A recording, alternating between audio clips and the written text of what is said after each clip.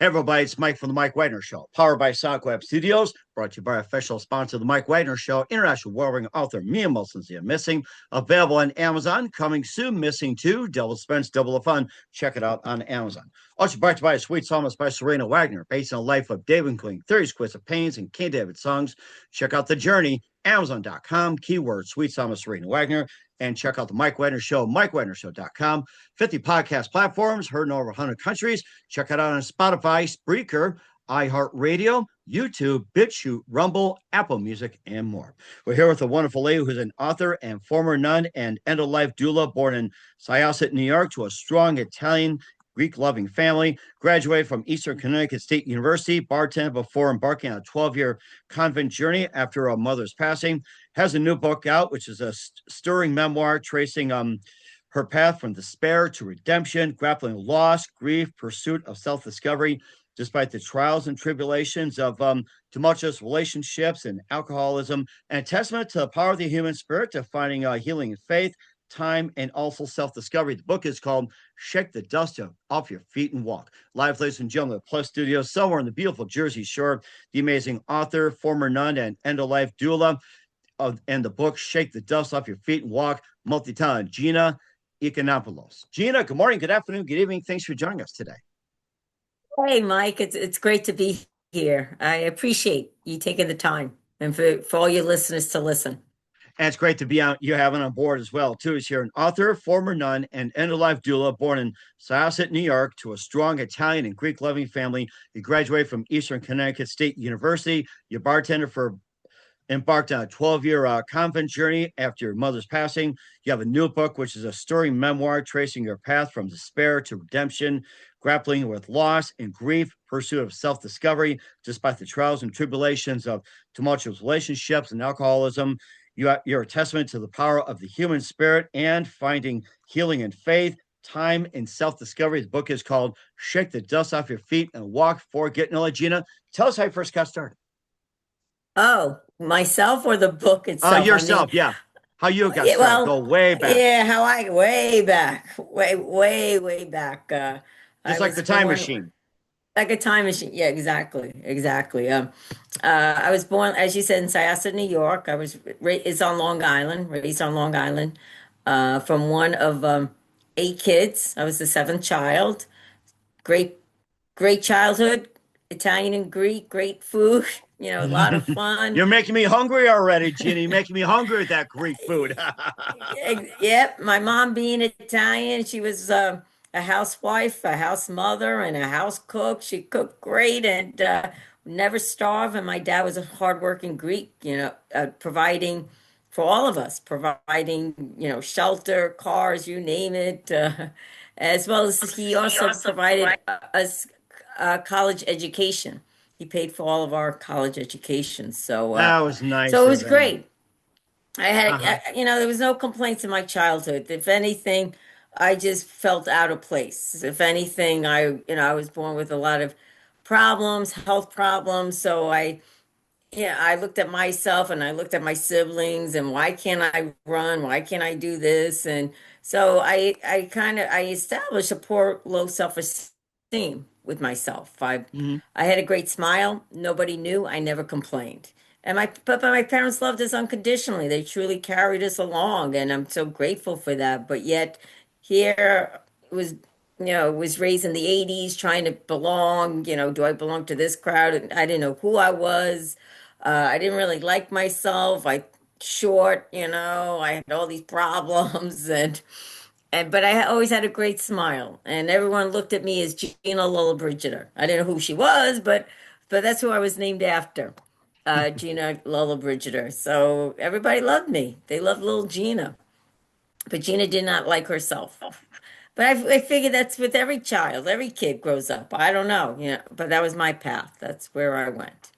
So, and of course, people had their differences and everything else, which makes unique and everything. And of course, you having your journey as well. And of course, being an author and whatever else. And well, also you became a nun and also end-of-life doula. And, tell us about your journey, graduating from high school, going to Eastern Connecticut State, and then, go on in your career after this. Yeah, I after when I graduated from Connecticut, my parents moved to Pennsylvania. Now, mind you, my mom had my youngest brother at the age when she was 48 years old, Oh, 48, wow. 49. Okay. So when I graduated, 7 years younger than me. And so when I graduated from college, they still had a child in high school and junior high. So they moved to Pennsylvania. They were at the retirement age, but they couldn't go to Florida. So they went to Pennsylvania. My oldest sister was there with her beginning of her new family.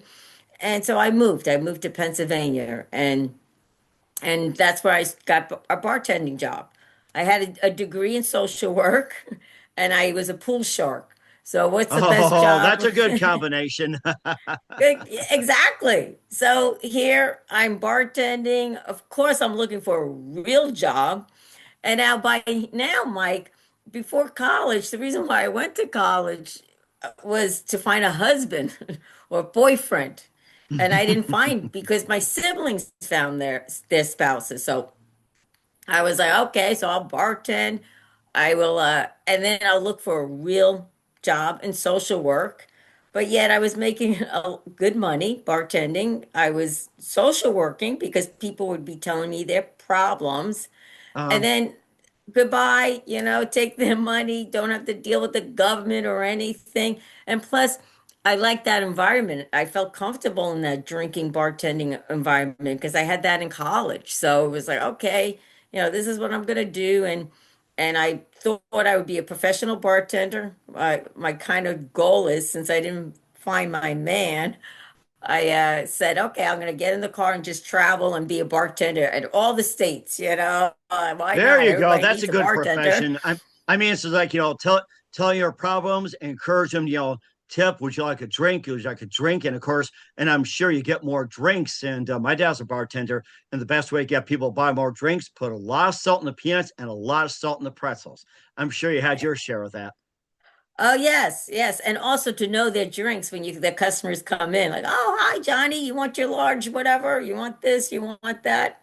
So everybody loved me. And so that was my dream. That was my thought. My goal was to be in the hospitality field. I thought I was going to be on the cruise line of Love Boat, Carnival Cruise Line, be an Isaac, be a Julie McCoy, whatever you want to call it. But yet during that time, my mom was diagnosed with cancer back in 1991. I was bartending, thinking that I'm going to go off and do A, B, C, D in the bartending life.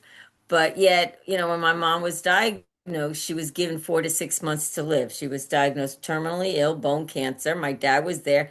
Now, my younger brother that I was telling you, who was 7 years younger, he just started college. So, like, it just changed my parents' life and everything, yeah, because their plan was to go to Florida to retire. But Hmm. here, behold, so I was home with my dad, taking care of my mom. And once again, it's like, why me? Everybody else in my family. Yeah, I like to compare. I was like, look what they have, and look what they have, and I don't have. How come I don't have this? And not that I wouldn't take care of my mom. I loved her so much that I did.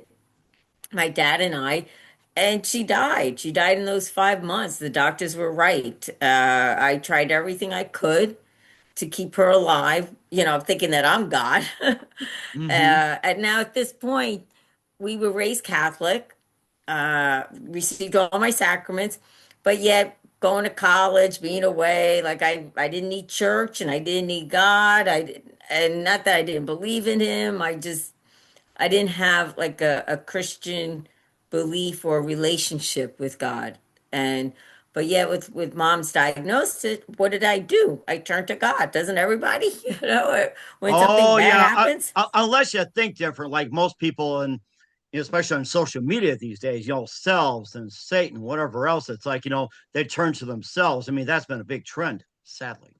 Yeah. And so here I went back to church, talked to a priest, pray God, I pray three Hail Marys, whatever it may be. But like I said, my mom died. And I took it very hard. I was 23 years old. I didn't know what heaven was all about. I didn't know what the afterlife was all about. At the funeral, everyone says your mom is with God. I'm like, who the heck is this God person?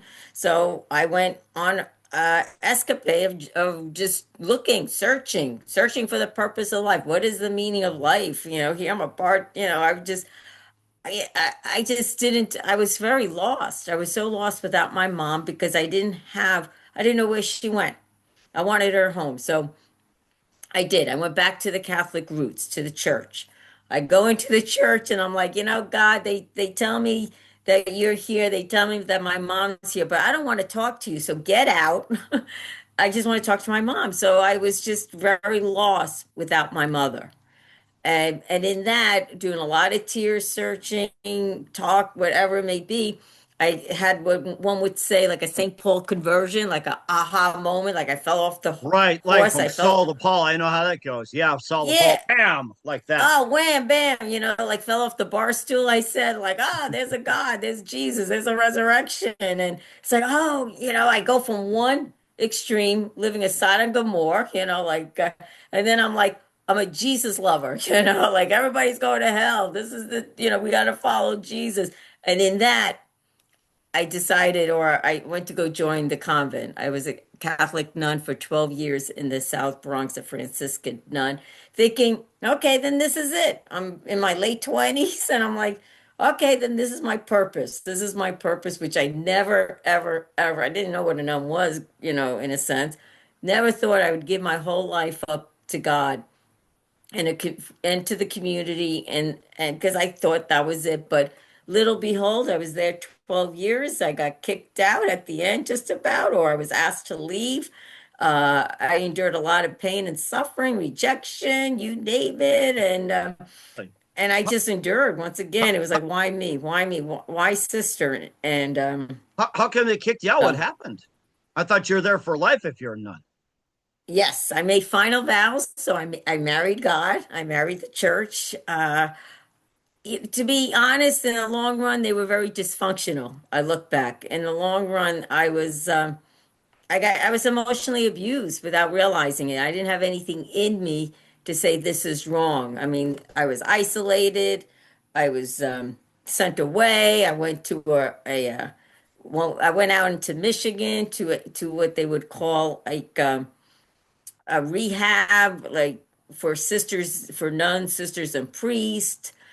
I did everything I could. They said that there was a problem with me.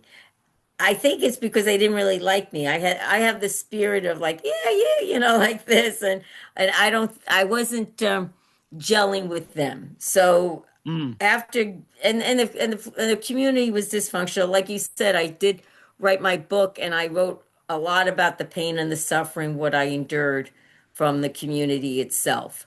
And then in the long run, they say, well, they at one point, the last two years before I actually left, they said that we needed a break from you. So from in those 2 years, it was like yeah, it was horrific. It was so horrific. I do see on how the superior, she was dysfunctional, sick in herself, like and I didn't have it in me to say, this is wrong what you're doing to me. And so, and after 2 years of going to Michigan and here and there and doing like trying to fix myself, because it's like a marriage. I was married to God, so when people are married, if they're having problems, they go see a counselor. They work it out. They do Right. everything they can. I did everything I can on my part, but I felt like they didn't do anything on their part. Mm. And then they just said, after the 12 years, they said to me, "Oh, we don't think you belong here anymore." I'm like, "What?"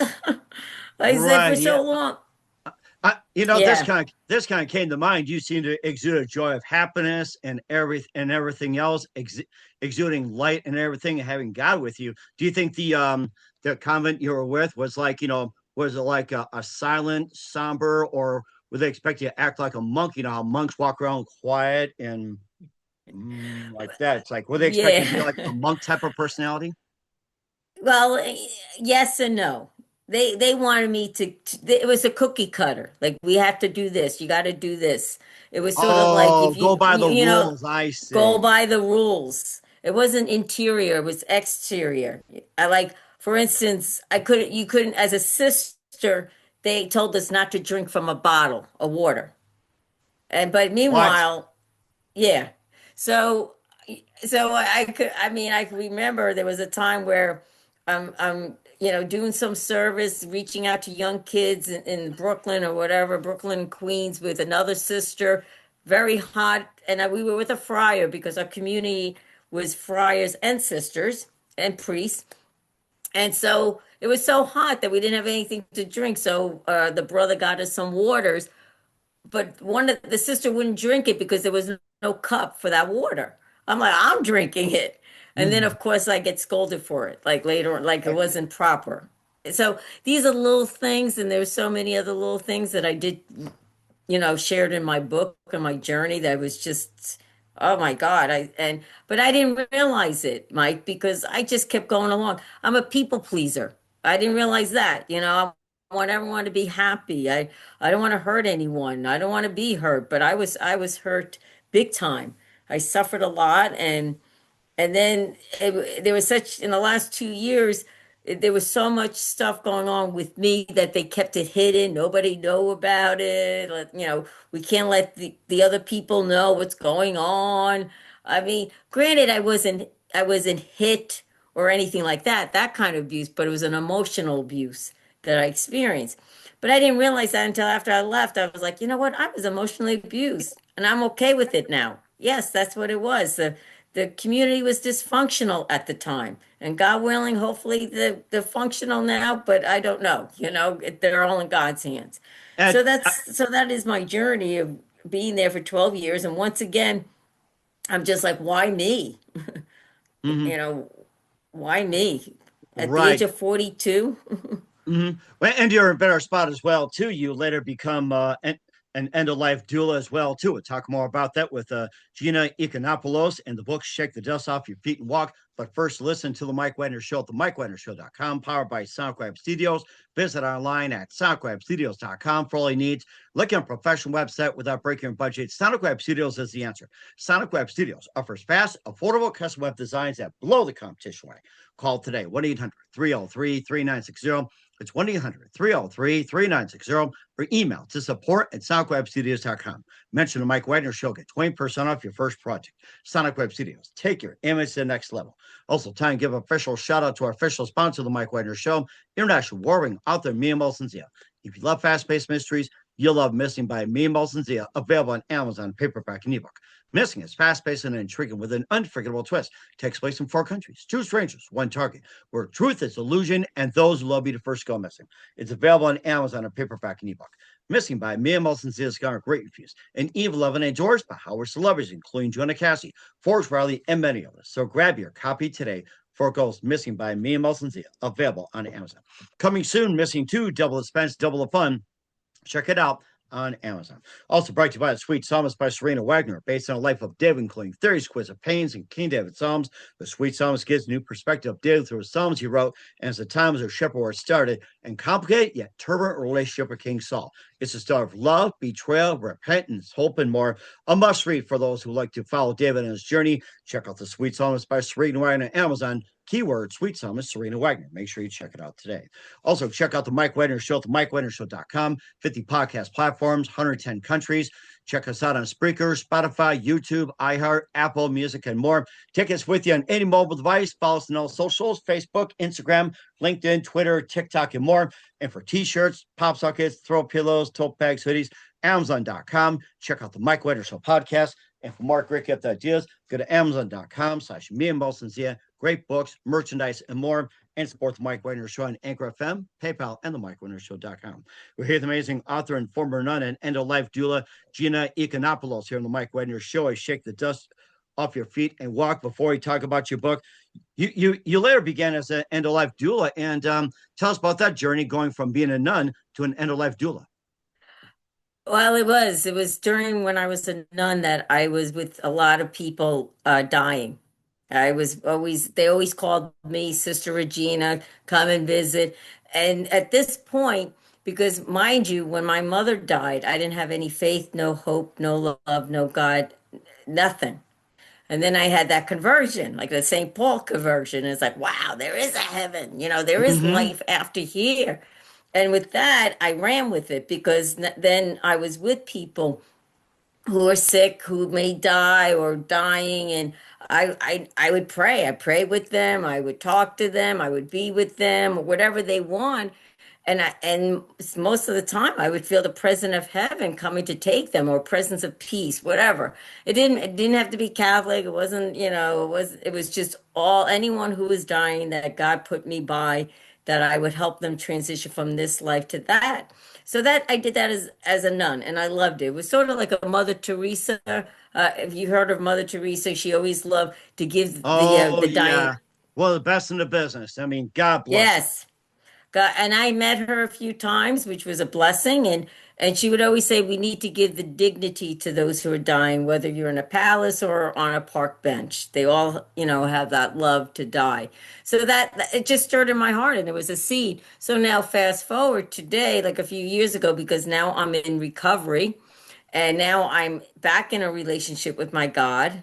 Now I still taste that heaven or the place afterwards. And then somebody said that I could be certified as an end of life doula, which is being present to the dying. And I was like, oh my God, I love that. That's my passion.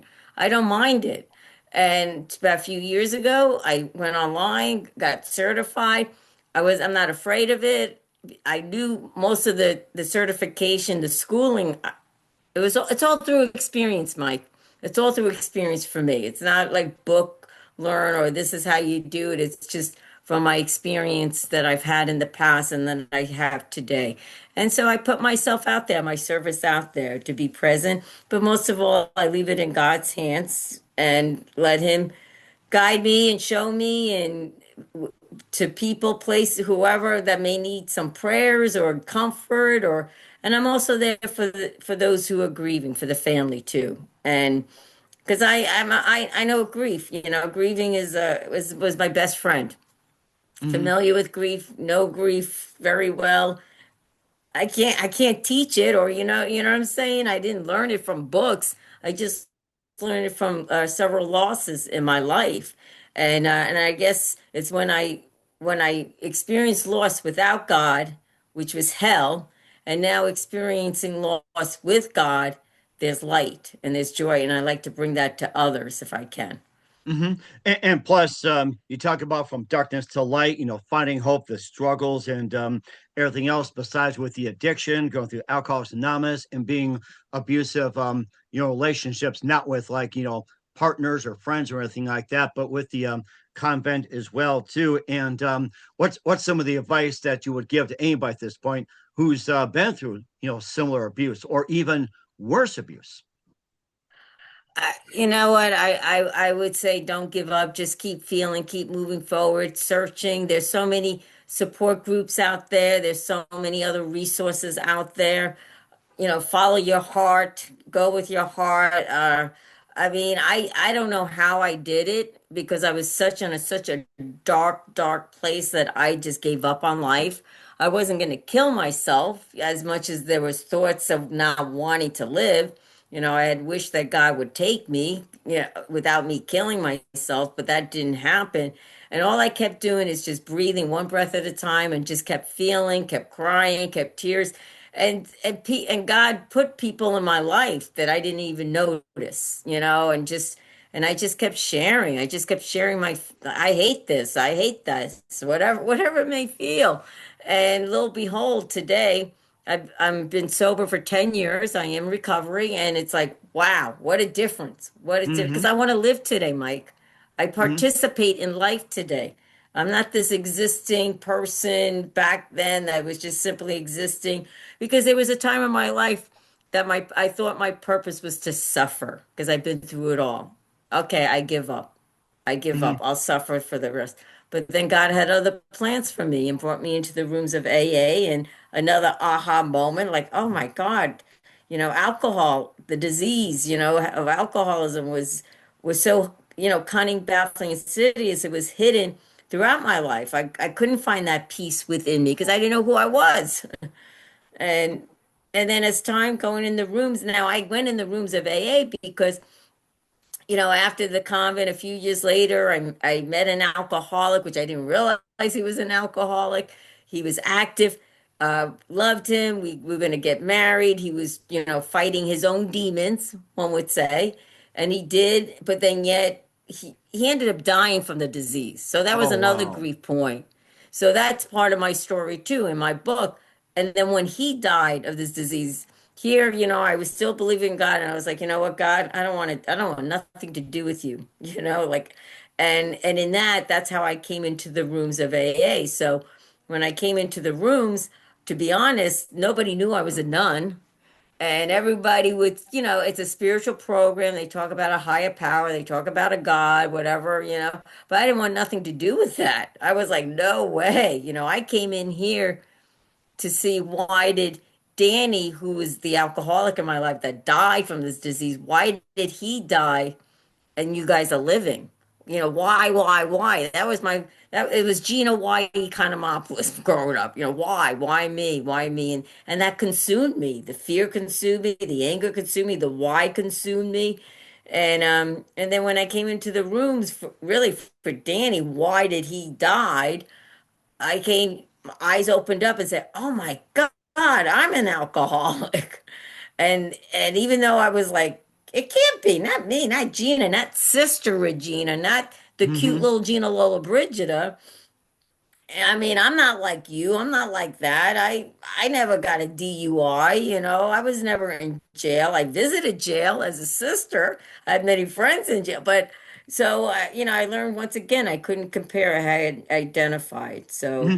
I went in, and that's where my recovery program began, and then a new relationship with God, with a higher power began, and that's who I am today, and that's what my book is all about. It's a message of hope and strength for And do you think being a former everyone. nun, and do you think being a former nun had a stigma on recovery or going to Alcoholics Anonymous or your past or anything like that? Do you think being a former nun had a stigma to what you had, and how'd you manage to overcome it? Well, yes, when I came in, nobody knew I was a former nun. I was confused. How can I be, like this? And I was also so confused, Mike, when I got kicked out of the convent. Like, how could God do this for me? Why? He called me, he didn't call me, he kicked me out. What's going on? And then Danny, this guy comes in. It's like in my life, he loves me for me. I did experience that love from him, from me. It's like, I always compare it. I says, Danny loved me for me, and the sisters love me the way they love pizza. So I mean that's how I looked at it. And but Sisters like yet, pizza, I'll remember that. yeah, and that's how I felt. And then fast forward, being in the rooms, I didn't tell anyone I was a nun or a former sister, and it was funny because yeah, I mean, people were kind enough. I'm coming in, they hear about my story, and I say about, I don't talk about God. I wouldn't say the Our Father, like nobody, and they would come up to me and would say, "Oh, God loves you. You're in the right place." Yeah, and they're being kind, and I'm thinking to myself, no, no crap, God loves me. I was married to him. We're divorced now. I don't want to talk to him. Like, I know who God was, but I didn't want nothing to do with him at the time. He was on the couch. It's not that I didn't believe in him. I was like, you know what? I don't need that. But meanwhile, people are thinking, didn't know where I was. And I then finally I says, you know what? I married God. I know who he is. I've seen him do miracles in people's lives when I was a sister. Why not? Why me? Why me? Why did I have to suffer like that as a sister? And then, as time went on, I learned to acceptance. I had to accept. I had to be, I became grateful. Like, okay, I can't change anything, Mike, what took place in the last, my years of my life, the last few decades. I can't change it. So I had to learn to be reconciled. Okay, it happened. I didn't like it. I forgive. Forgiveness is a big part of my journey is to let go and forgive. Uh, and plus, then I had to embrace. Yeah, I was a nun. I didn't, I had to embrace everything slowly but surely. It didn't happen overnight. It was one day at a time. And Hmm. um and it's just through the program of AA and the 12 steps. Hmm. You talked about being in the church, having so many rules and everything else, and you kind of had a different version that you basically were just like having a little spirit and everything else and being a little different. What were some of the signs when you worked at the convent that you knew you were going to get kicked out? Because you're reading about these hints that you're about to get laid off, whatever else, or saying hey, Yeah. don't buy a house here. You may want to reconsider. It's like, what were some of the subtle signs that you're noticing that you're get ready to force you out of the convent? Well, it was just the way I was treated. I was treated very poorly, badly. But yet I did not leave freely because I was in final vows. I was married. And like, sometimes if I knew now what I knew back then before final vows, I wouldn't have been there. You know what I'm saying? But I was in final vows. I was this insecure sister. And I was treated very badly, I mean, whatever you want to say it. And I couldn't believe it. I really couldn't believe the way I was treated because I'm saying this is religious people, godly people. And here they're not only, not at first they kicked me out, but they had me they isolated me. I was isolated. I couldn't talk to anyone. I was with this other community. Nobody came to visit me of my own sisters. They did not come to visit me. I had to wait to go to this, like I shared earlier, to this rehab place, and it had nothing to do with drinking. They all thought that there was something wrong with me, that I couldn't fit in. I didn't fit into their cookie cutter image. And meanwhile, I was a very popular nun. People loved me.